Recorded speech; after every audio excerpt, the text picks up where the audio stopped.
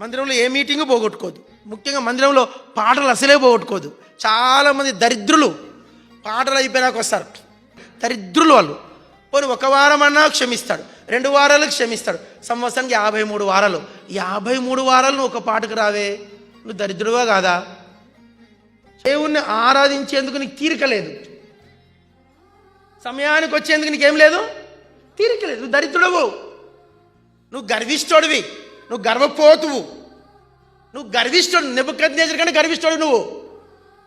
1 వారం కాదు 2 వారాలు, సంవత్సరాల కొద్ది నువ్వు పాటలు రావట్లే, గర్విష్ఠుడా? ఓ నెబుకద్నెజరు, ఇంకెంతకాలం గడ్డి తింటావు? 1 వారమా 2 వారాలా?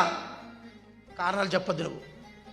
నువ్వు దేవుని కంటే అధికుడవు కాదు. నీ పని ఏంటి? ఆయన స్తుతించడమే నీ పని. అంతకు మించిన పనే నీకు లేదు.